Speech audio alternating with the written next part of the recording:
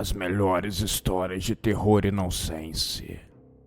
Se acomode e venha comigo.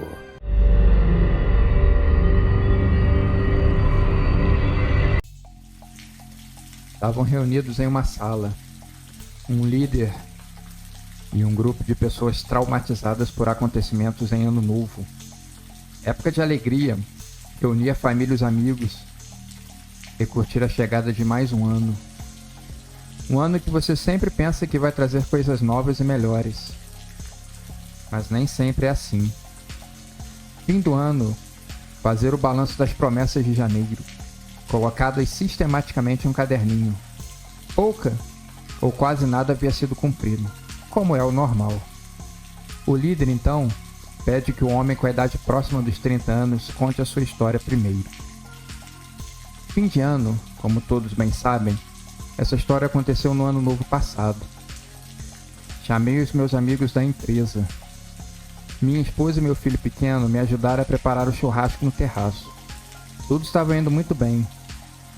O som estava com um volume bom, tocando músicas antigas que eu adorava. A carne estava saindo no ponto correto. Meu filho tinha se afastado um pouco para ver o show pela televisão. Depois de alguns goles de cerveja, minha esposa disse que acompanharia o pequeno. A beijei e ela se foi. Agora era a festa dos homens, respeitosos, claro. Contávamos histórias. Tudo ia muito bem. No relógio, faltavam poucos minutos para a famosa queima de fogos. Mostrei para meus amigos impressionados uma caixa repleta de fogos de artifício. Peguei o primeiro, e assim que começou a queima, demos o nosso recado. Estouram aqui, estouram ali, até que o pior aconteceu. Um mega rojão que eu estava segurando queimou muito rápido e estourou na minha mão. Ele mostrou a mão para as pessoas. Faltavam os 4 dedos. Só havia sobrado o dedão. O que ele mais lamentava é que tinha sido a mão direita. Logo a que ele mais usava. Se fosse a esquerda... O líder agradeceu a sua história contada e pediu que o segundo se levantasse e contasse a sua. O homem então levantou da cadeira. Tinha um buraco de traqueostomia no pescoço. Tapava esse buraco para conseguir falar. Então, pausadamente, ele contou a sua história. Como vocês todos já sabem, a minha tragédia aconteceu no Ano Novo. Isso há quase uma década atrás. Eu era jovem, curti o meu primeiro emprego e havia comprado a minha primeira moto, usada, mas era muito querida por mim. No dia do Réveillon, eu fui de moto com meus amigos para a praia mais badalada do país. Aproveitava meu dia de folga para curtir. Chegamos cedo. Queríamos aproveitar ao máximo a praia e tudo que ela tem para nos oferecer. Aos poucos, ela foi enchendo. Em um dos postos, tinha sido montado um palco e algumas bandas começaram a se apresentar. Tudo estava muito lindo e perfeito. Não tinha como ser melhor. Assim que a noite começou a cair, tudo começou a se agitar. Já se viam fogos caindo do céu aos montes. As balsas estavam todas em suas posições. De lá sairia uma chuva de fogos, brilhando e fazendo um show de luzes no céu. Assim como em todos os anos. Não minto que bebíamos muita cerveja. Estávamos quase caindo. Até que ainda faltava pouco para meia-noite. Tivemos que dar uma maneirada. Ou a virada mesmo, que era o que mais importava. Corríamos o risco de passar desmaiados ou no hospital. Eu e meu amigo procurávamos o melhor lugar para assistir a queima de fogos. Queríamos um lugar com menos gente e um pouco mais calmo. E foi nessa que a minha desgraça ocorreu. Na hora, eu não tinha percebido. Foram meus amigos que me contaram depois o que tinha acontecido. Eles me contaram que um homem estava soltando rojão na praia. Por isso, ele tinha ido para um lugar mais calmo. Mas no exato momento que estávamos chegando ali por perto, um rojão saiu na direção errada e veio explodir no meu rosto. Todos ali na sala se lamentaram do incidente com o homem. Ele havia perdido o nariz e uma parte do rosto. Cirurgias estéticas aos montes haviam sido feitas, mas o estrago na alma é permanente. O líder agradeceu suas palavras. Contando histórias é uma ótima forma de se lidar com as dores do passado. Ele pediu que o terceiro se levantasse e contasse a sua história. Boa noite a todos. Bem, a minha história envolve fogos de artifício, mas não da maneira do ocorrido com os outros dois. A minha foi um pouco diferente. Eu trabalhava em uma fábrica de fogos de artifício. Eu era guarda patrimonial. Fazia o meu turno de 12 por 36 e trabalhava geralmente na parte da noite, virando a madrugada. A fábrica tinha muita pólvora, fogos guardados. Era perigoso da noite, ainda mais se algum bêbado se aproximasse querendo entrar. Essas coisas, um mínimo descuido e tudo viria abaixo. O engraçado é que na vida você pode tomar todos os cuidados do mundo, mas algo ainda pode dar errado. É impressionante. É como se o mal sempre espreitasse, aproveitando qualquer coisa para arquitetar a destruição. Uma mínima faísca de um fio desencapado fez a fábrica inteira explodir. Na hora, eu estava lendo um jornal, do lado de fora. Fui jogada muitos metros à frente. Tive queimaduras em quase 80% do meu corpo. Virei muitas semanas em coma. Um milagre ter sobrevivido. Hoje, não posso ouvir um barulho de fogo de artifício que meu corpo todo fica tremendo. Ele então levantou a camisa e mostrou as marcas das queimaduras. Todos lamentaram a má sorte do guarda. Depois dele, outras 2 pessoas contaram suas tristes histórias envolvendo fogos de artifício. O drama que havia ocorrido em suas vidas, como estava sendo suas recuperações, e essa coisa toda. Depois de ouvir as 5 pessoas, o líder se levantou. Ele usava um tapa-olho, tal como um pirata. Ele retirou e mostrou um buraco, onde antes deveria haver um olho ali. Ouvi atentamente a história de tudo. Agora eu vou contar a minha. Ela não envolve fogos de artifício, mas a pólvora sim. E foi no dia da virada do ano novo. Tal como o rapaz da mão, a minha ocorreu também na virada passada. Estava em alta nos cinemas um filme de suspense, em que o assassino se vestia todo de preto, com uma máscara branca e uma faca na mão. Não estávamos no Halloween para usar fantasias, então eu queria aproveitar o fator surpresa para assustar e brincar com as crianças da vizinhança. Sim, um homem barbado brincando com crianças. Mas eles sabem que eu jogo videogame com eles, solto pipa e etc. Meu filho sempre se junta às brincadeiras, então está tudo certo. Então eu coloquei a fantasia e fui assustar as crianças. Elas correram morrendo de medo. O meu intuito era me revelar quando estivessem cercadas, não tendo para onde correr. Mas é quando as pessoas se sentem amedrontadas que mais elas se tornam perigosas. Uma das crianças, a maior delas, tinha corrido em casa e pego uma espingarda de chumbinho.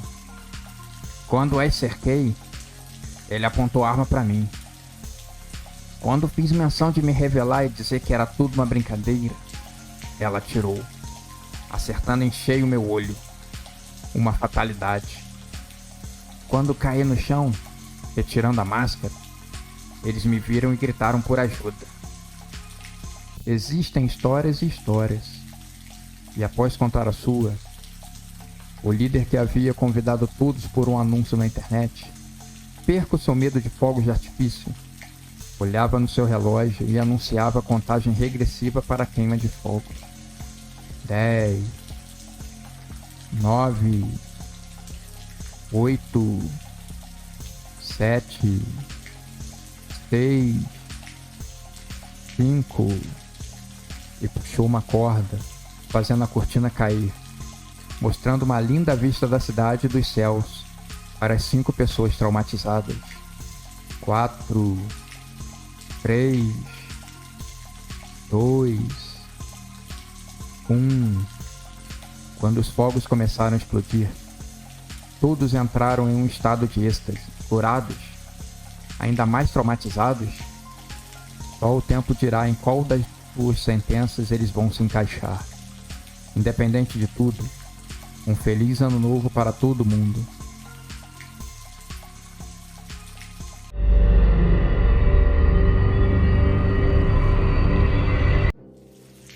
Existia um grupo de hackers perigosos para a soberania daquele país. Um jovem que era muito habilidoso costumava receber ordens de uma pessoa misteriosa que vinha com uma tarefa e disse que ele seria coberto por uma rede de hackers. E ele nunca viu o rosto e nem conhecia os seus nomes. Era algo importante e secreto. A última interferência tinha sido no Banco Central do país, impedindo assim que fosse divulgada uma nova tarifa, que seria prejudicial para os mais pobres do país. É sempre assim. Dizem que os ricos vão pagar mais, quando na verdade, quem é sufocado são sempre os mais desfavorecidos. Para alguém enriquecer, milhares precisam ficar ainda mais pobres. São algumas leis da vida que nunca mudaram ao longo dos milhares de anos. Hoje, o jovem vai receber uma nova tarefa. Estava ansioso. Andava de capuz pela fria noite da cidade. Estava de calça jeans e um tênis bem descolado. Passava muito bem por um jovem que estava dando uma saída para os bares da cidade tomar uma cerveja. Encontrou o homem em uma praça pouco movimentada. Ele lhe entregou um envelope e disse: "Aí dentro tem uma fita VHS. Sei que não é da sua geração. Vai precisar de um videocassete para conseguir assistir. Dentro também tem uma carta com todas as instruções. Quando assistir o filme não vai entender nada, então não se preocupe. Passar bem." E o homem sumiu do mesmo jeito que apareceu, muito rápido, deslizando entre a forte neblina que estava descendo agora. O jovem ficou pensativo. Aonde que eu vou arrumar o tal do videocassete? Foi para casa estudar alguns artigos e depois dormir. No dia seguinte, estava entrando em uma loja que vendia coisas antigas e usadas. Uma loja enorme que ficava em uma área mais afastada da cidade. Essas áreas onde se é possível encontrar de tudo.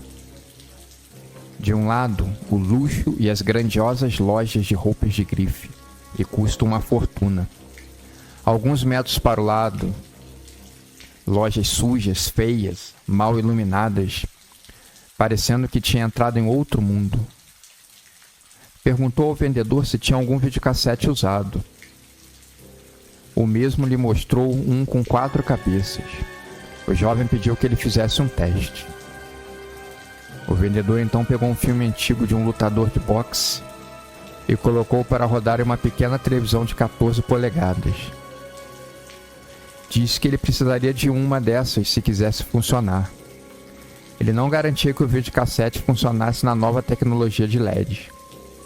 O jovem então agradeceu e comprou a televisão também.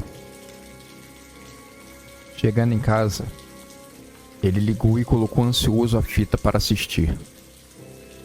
Tudo que ele viu foram apenas chuviscos e barulhos de interferência de rádio. Ficou quase 1 hora assistindo aquilo, até que a fita terminou. Ele teve que pesquisar como fazer a fita rodar de novo. Descobriu que ele precisava rebobinar. Os antigos tinham que fazer um grande trabalho apenas para assistir a um filme. Ainda bem que a modernidade chegou. Intrigado, continuou vendo a fita, sem nada diferente ocorrendo.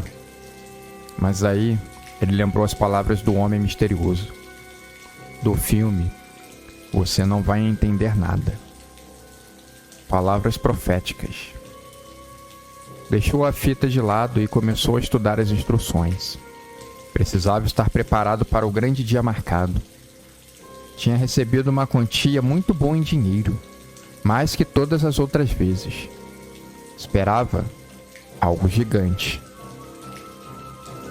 Quando o dia chegou, se comunicava com a rede de hackers através de um programa que não tinha como rastrear o IP.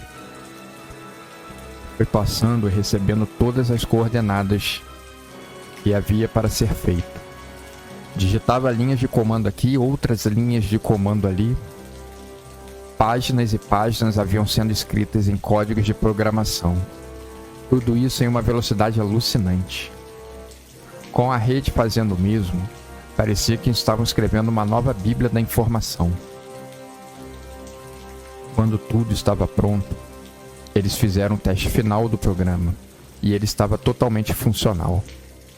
Ele comemorou. E os hackers que estavam no programa que ele se comunicava também estavam celebrando. Diziam estar estourando balões e jogando papéis para o alto. Agora ele só precisava rodar o filme junto com o programa na hora marcada. Ele receberia uma ligação do homem misterioso autorizando. O seu telefone tocou. Ele estava nervoso.